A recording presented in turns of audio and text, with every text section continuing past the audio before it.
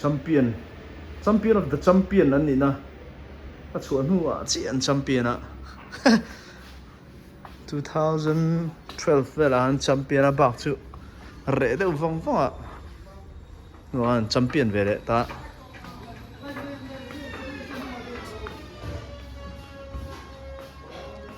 sang ni som ni pathum som ni pali nia som ni pali tu ni nga hian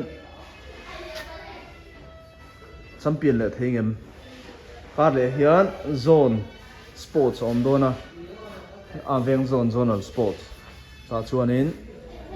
champion le ngai turin du sakna kan hlan bok ani hei sarvena room ani be nok thei ve khop ani mi buai ni hi miss zotluangi table ani pireng pui amoro pumoya aron replace ani pumoya thak lok a hei miss reng pui dokan thina nia miziki chuan helai hi sarem sia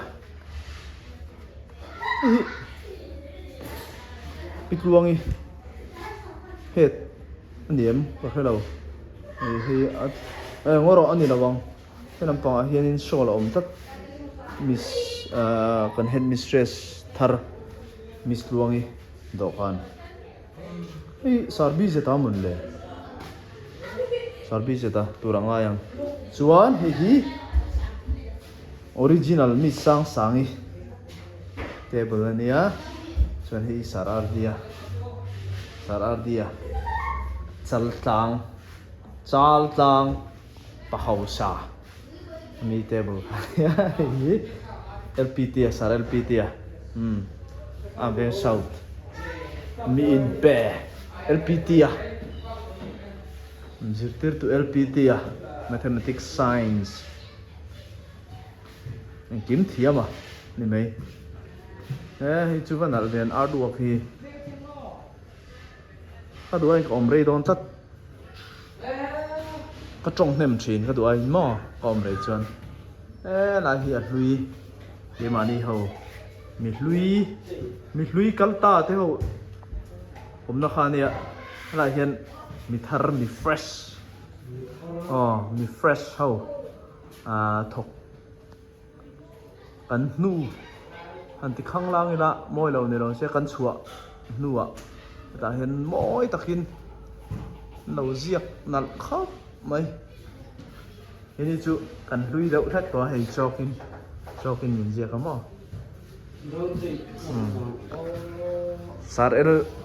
sar LPT le sar ve nei chu engkiman engkim ani top mai ni government mo mi dir school ajan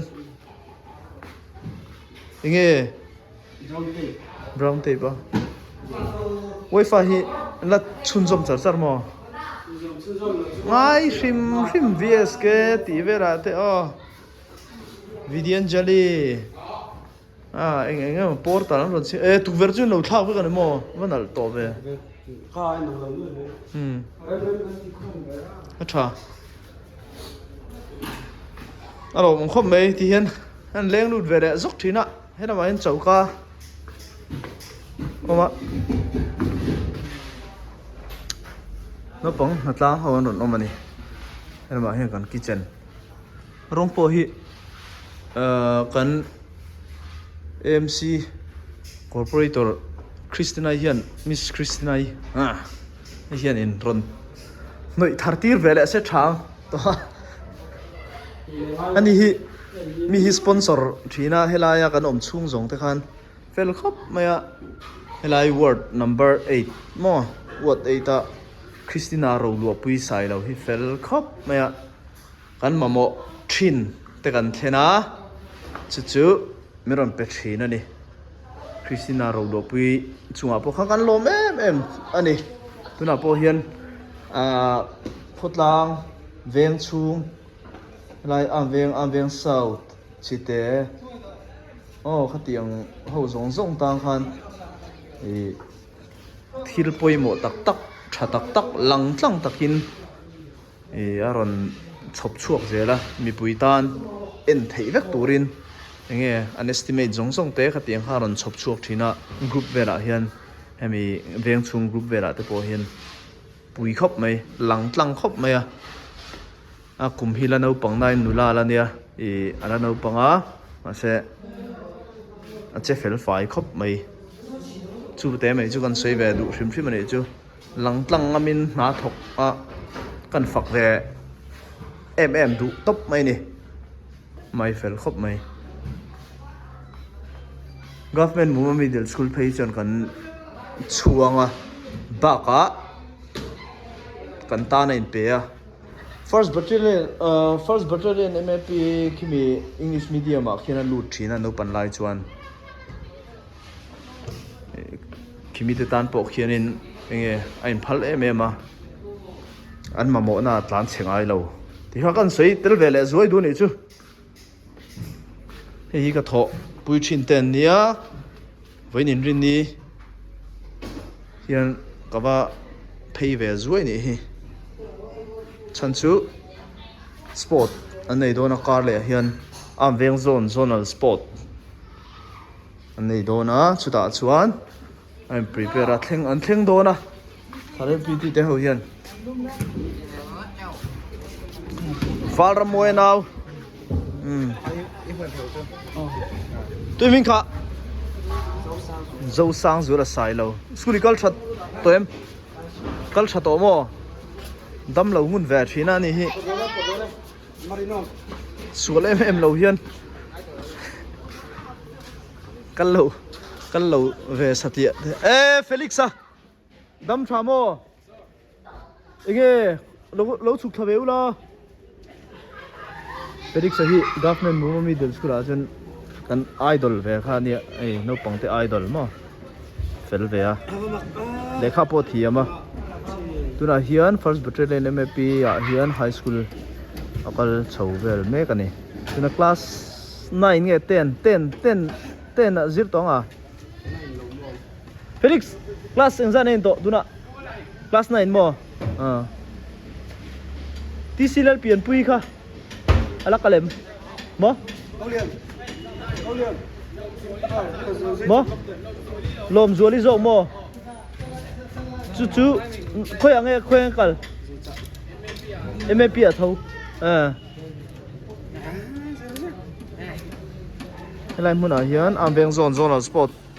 an thleng dona futsal te pon khel dona ei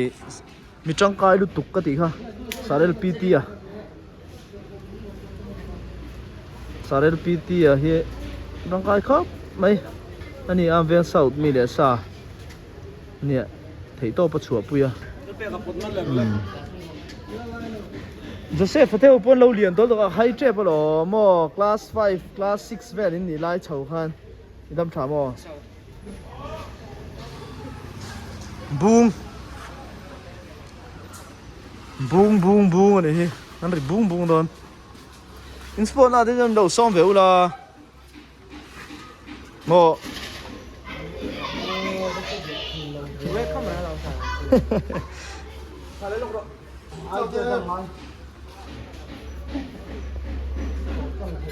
in hoi ho chu enge an building an sathami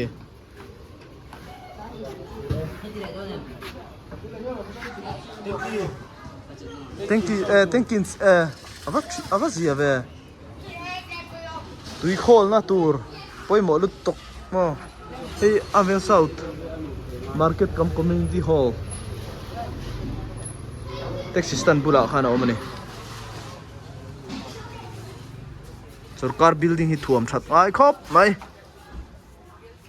thei to ban chua amara chu lai vera hian in fiam te noma in fiam thin te mo basketball volleyball khel thin te noma ati fai ko a hian tran min lak pui bok ula ai khel pe ni chuan ati fai ko a hian tran kan la tur ani ti kha kan sei tel vele zo kan ni chu du to kang